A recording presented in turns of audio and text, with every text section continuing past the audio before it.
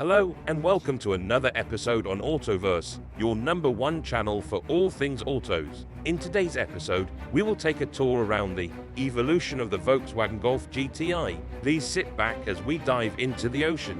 Here we go. By early 1975, the group were ready to reveal their secret project to their Volkswagen colleagues. It was immediately obvious that they were onto something special, and the Golf GTI was officially greenlit on May 28, 1975.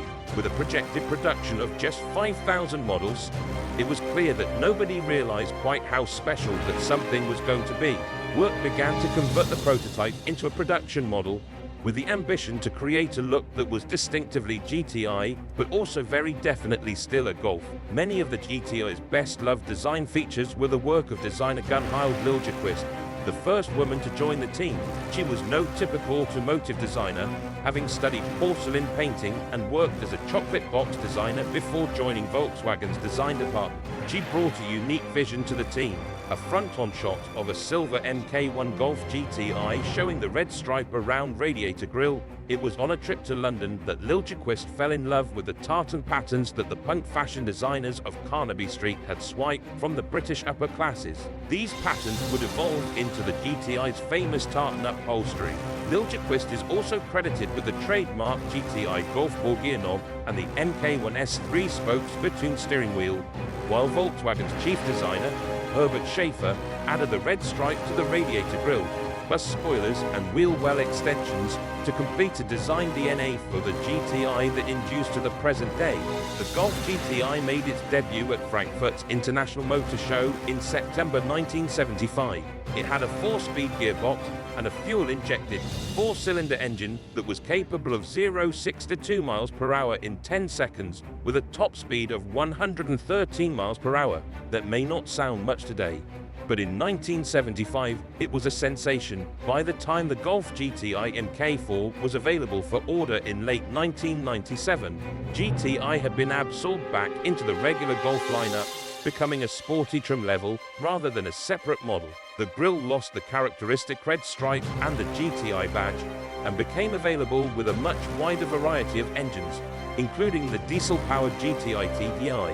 While the new MK4 won plaudits for its agility and its clean design, it left many enthusiasts yearning for the features that made the classic GTIs so iconic. In 2001, the Mark IV 25th Anniversary Edition went on sale with a powerful 20-valve, 4-cylinder engine, a more aggressive body kit, 18-inch BBS alloys, red detailing in the design, and the return of the classic Golf gear knob features that many hoped were a herald of the return of the GTI as a separate model. By the time the Golf GTI MK4 was available for order in late 1997, GTI had been absorbed back into the regular Golf lineup, becoming a sporty trim level rather than a separate model. The grille lost the characteristic red stripe and the GTI badge, and became available with a much wider variety of engines, including the diesel-powered GTI TDI.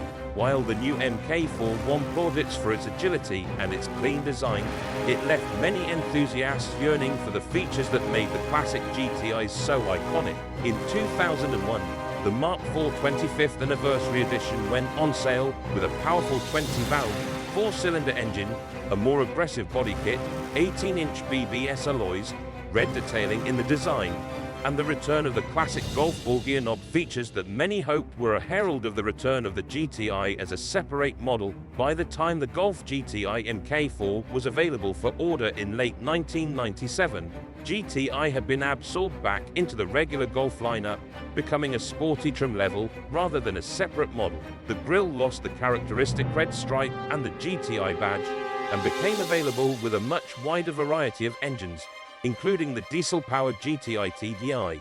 While the new MK4 won plaudits for its agility and its clean design, it left many enthusiasts yearning for the features that made the classic GTIs so iconic. New design features included futuristic Denver-style alloys and a sleek, V-shaped, honeycomb radiator grille. The MK5 also saw the return of classic elements like the red stripe, GTI badging, and tartan upholstery pattern, which was inspired by the tartan in the original Golf GTI MK1.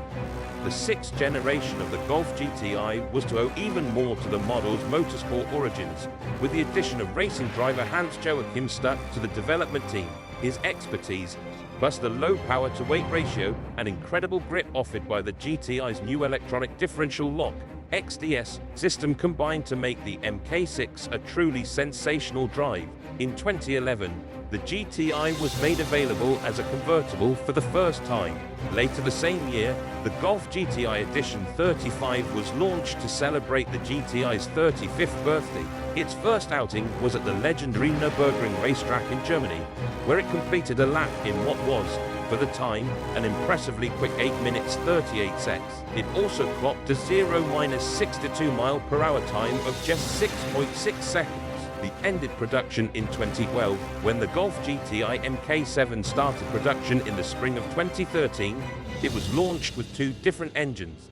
The basic GTI, and what was then the most powerful Golf ever, produced the Golf GTI Performance. The Performance was the first GTI to be built on Volkswagen's new modular transverse matrix, MQB, platform, which was both lighter and stronger, cutting its weight by a massive 42 kilograms. It became the first GTI to surpass 150 mph. In spring 2016, Volkswagen debuted an even more ferociously athletic GTI in the form of the Golf GTI Club Sport S. Released to coincide with the GTI's 40th birthday, it took the power-to-weight ratio to new lows by dispensing with the rear seats altogether and introducing an aluminium subframe. In the hands of Volkswagen Works driver Benjamin Lüchter, the Club Sport S demolished the previous record around Germany's Nürburgring Nordschleife track for front-wheel drive vehicles, with an eye-wateringly fast lap time of 7 minutes 49.2 seconds. When the Golf GTI MK8 opened for order in autumn 2020, it came with new aluminium subframes, stiffer suspension, and a vehicle dynamics manager that centrally coordinated all the running gear functions, adjusting them up to 200 times every second to give the new GTI the most responsive and balanced handling yet. The wider air intakes at the front and striking shoulder line created a very low visual center of gravity and gave it a more dynamic profile. A single signature red GTI line sat above the headlights and wrapped across the full face of the car, giving it a more aggressive expression. And for the first time in its history, the GTI was only available as a four-door. In 2021, the 2024 Golf GTI is powered by a turbocharged 2.0-litre four-cylinder rated for 241 horsepower and 273 pound-feet of torque, an increase of 13 horses and 15 pound-feet versus its predecessor. The output is routed to the front wheels through either a standard 6-speed manual transmission or an optional 7-speed dual-clutch automatic. In our hands, the current GTI with dual-clutch automatic prompt to 60 mph in 5.1 seconds, 0.7 quicker than a last-gen Rabbit GTI edition with the automatic. That straight-line performance is buttressed by sharpened reflexes and heightened levels of dynamic performance, both born from its revised suspension, electronically controlled limited slip differential, and brake-based torque vectoring.